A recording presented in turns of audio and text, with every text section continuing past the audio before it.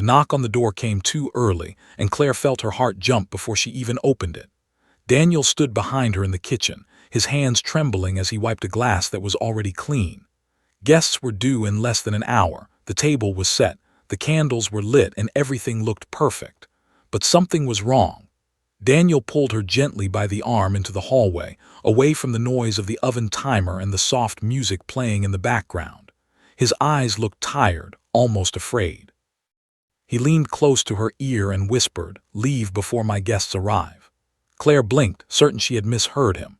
She asked him to repeat it, but he only shook his head and pushed her coat into her hands. There was no explanation, no smile, no hint of a joke. His voice was low and urgent, the kind of voice people use when they are trying not to panic. Claire searched his face for answers, but he looked past her, toward the window, as if watching for something outside. A car had been parked across the street for the last hour, its engine running quietly, its headlights off even though the evening had turned dark. Claire had noticed it earlier but thought nothing of it. Now, with Daniel's strange request hanging in the air, the car suddenly felt important.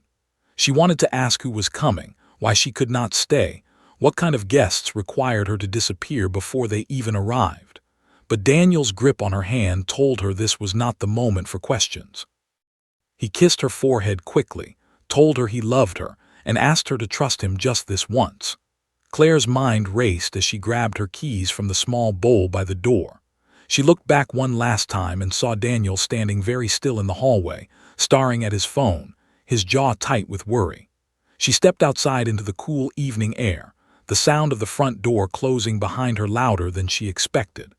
The street was quiet except for the low hum of that unfamiliar car's engine. Claire walked quickly to her own car, resisting the urge to look toward the strange vehicle, though she felt eyes on her the entire way. She started the engine, glanced at the house one final time, and pulled away into the night, her thoughts spinning with unanswered questions. She told herself it must be business, something private, something that would make sense later over coffee when Daniel would laugh and explain everything away. But part of her, the part she tried to ignore, knew this was different. The urgency in his whisper had not sounded like a business secret. It had sounded like fear. As she drove down the quiet street, she checked her mirror and saw the parked car's headlights suddenly turn on, its engine growing louder as it pulled out behind her. Claire's hands tightened on the wheel, her heart pounding as the distance between the two cars slowly began to shrink. Claire drove for nearly 20 minutes before she allowed herself to breathe normally again. The headlights that had once followed her had eventually turned off onto another road, and she told herself it was only a coincidence, a neighbor heading somewhere else entirely. She pulled into the parking lot of a small cafe not far from home, choosing a table near the window where she could see her car and the street beyond it. She ordered a cup of tea she did not really want, just to have something to hold in her shaking hands. Her phone sat on the table, screen facing up, waiting for a message that did not come. She tried calling Daniel once, then twice, but each time the call went straight to a recording of his familiar, calm voice asking her to leave a message. She almost laughed at how ordinary he sounded, completely unlike the man who had whispered those strange words only half an hour earlier. As the evening wore on, worry began to settle into her chest like a stone. She thought back to the past few weeks, searching for clues she might have missed. Daniel had been quieter than usual, often stepping outside to take calls he never explained. Once, she had seen him quickly close a laptop when she walked into the room, his expression tight and unreadable. She had assumed it was stress from work, nothing more. Now, sitting alone in the cafe, those small moments felt heavier, more deliberate, as if they had been leading toward this very night. She watched cars pass outside, half expecting to see the same one from earlier, but none matched what she remembered. Around 10 o'clock, she decided to check into a small hotel nearby rather than return home too soon. The receptionist smiled politely, unaware of the storm building quietly behind Claire's calm expression. Once inside her room, Claire sat on the edge of the bed, staring at her phone, willing it to ring. She thought about calling a friend, someone who might explain away her fears, but she hesitated, unsure how to describe what had happened without sounding foolish. Around midnight, she finally sent Daniel a message, simple and direct, asking him to tell her when it was safe to come home. The message showed as delivered, but no reply followed. Claire lay awake most of the night, her mind replaying every detail of his whispered warning, searching for a meaning that made sense. She remembered the way his hand had trembled when he passed her the coat, the way his eyes had darted toward the window before he spoke.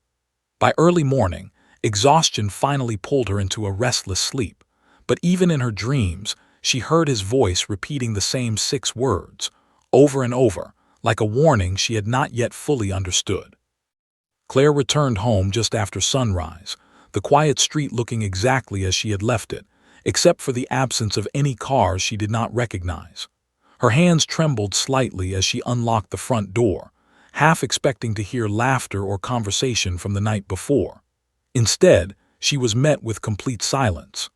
The dining table, once set with candles and polished plates, had been cleared entirely, as though no dinner had ever been planned. There were no dishes in the sink, no signs of guests, no trace of the evening that had sent her away in such a hurry. Daniel was nowhere to be found. Claire walked through each room calling his name, her voice growing smaller with every unanswered call. His phone, wallet, and car were gone, but so was any indication of where he might have gone or why. She sat down at the kitchen table, staring at the empty space where the centerpiece had once been, trying to make sense of a night that now felt more like an elaborate performance than a simple dinner party. Determined to understand what had happened, Claire began reaching out to people who might know something. She first called Daniel's business partner, a calm and careful man who claimed to have no knowledge of any dinner plans that evening. His hesitation on the phone, however, told her more than his words did. She then contacted Daniel's elderly mother, who sounded surprised to hear about any gathering at all, insisting her son had mentioned nothing of the sort during their last conversation. Frustrated and increasingly anxious, Claire turned to mutual friends, hoping someone might offer a clearer picture. One friend mentioned overhearing Daniel speak nervously about a financial situation weeks earlier, something involving a deal that had not gone as planned. Another recalled seeing him meet with unfamiliar men outside his office, men who did not fit the usual crowd of clients or coworkers. Piece by piece, a picture began to form, one far more troubling than a simple business dinner. Claire remembered the tension in Daniel's shoulders, the trembling in his hands, and the whispered urgency in his voice, and she began to wonder if he had been trying to protect her from something he could not fully explain. She searched his study for any documents or notes that might offer clarity, finding scattered papers referencing investments and repayments that made little sense to her untrained eye. A single name appeared several times across different documents, a name she did not recognize, but one that seemed to carry weight in every mention. As the day stretched on with no word from Daniel, Claire's fear deepened into something closer to dread, and she began to consider a possibility she had been avoiding since the moment he told her to leave. By the afternoon, Claire could no longer ignore the growing sense that something serious had happened to Daniel. She contacted the local authorities, explaining the strange circumstances of the previous night and the sudden disappearance that followed. The officers listened carefully, taking note of the unfamiliar car, the whispered warning, and the scattered documents she had found in his study. They assured her they would look into it, though their calm and procedural tone did little to ease her worry. While waiting for updates, Claire continued piecing together the fragments of information she had gathered. She learned through a cautious conversation with Daniel's business partner that he had recently borrowed a significant amount of money from private investors, people known for expecting repayment without patience or mercy. The partner admitted, reluctantly, that Daniel had grown increasingly anxious in recent weeks, often mentioning that he feared something might happen if the money was not returned soon. Claire realized then that the dinner guests Daniel had mentioned were never ordinary visitors at all. They were the very people he owed, arriving to collect what they believed was rightfully theirs. His whispered warning had not been about protecting a business secret, but about protecting her from a situation he knew could turn dangerous. The thought both terrified and comforted her, knowing that his final act before vanishing may have been an attempt to keep her safe. Investigators eventually found traces of Daniel's car near a quiet stretch of road outside town, though there was no clear sign of what had happened next. Claire spent the following days answering questions, revisiting memories, and searching for any detail that might explain his disappearance. She discovered messages on his old laptop hinting at a plan to resolve the debt quietly, without involving her or drawing attention to the depth of the trouble he was in.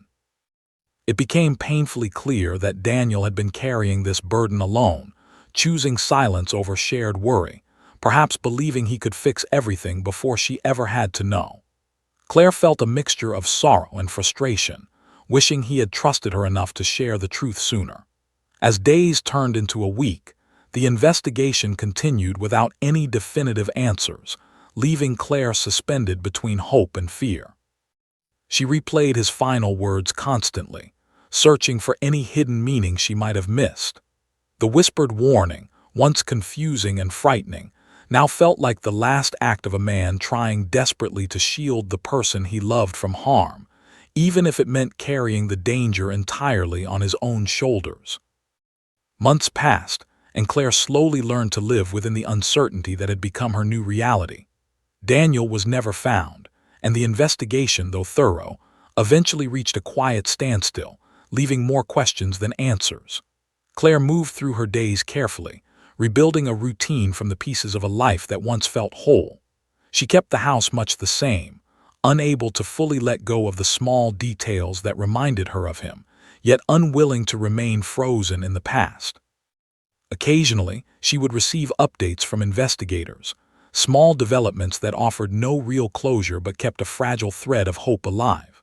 She often thought about the man she had known before that final night, wondering how long he had carried his fears in silence, and how much he had sacrificed to protect her from danger she never fully understood.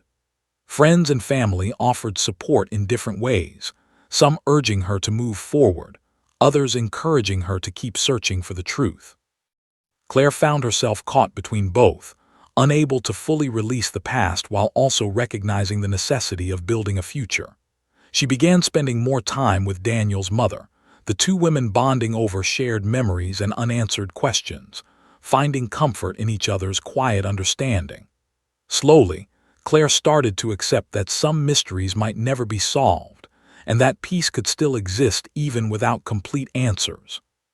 She thought often about the whispered words that had once frightened her, and over time, she came to see them differently. What had once felt like abandonment now felt like an act of love, however imperfect or desperate it may have been. Daniel had chosen, in his final moments with her, to protect her rather than explain, believing perhaps that safety mattered more than understanding. Claire eventually returned to work, finding small comforts in routine and purpose, though the memory of that night never fully faded. She kept a photograph of Daniel on her bedside table, a quiet reminder of the life they had shared and the love that had guided his final decision. Though the ache of unanswered questions remained, Claire found a way to carry it without letting it define her entirely. She often wondered if Daniel was somewhere safe, watching over her from a distance, still holding on to the same protective instinct that had shaped his last whispered words. In time, she came to believe that surviving that night and everything that followed was itself a quiet tribute to the love they had shared. Claire chose to move forward, carrying his memory gently, grateful for a warning that may have saved her life, even as it forever changed the course of her own.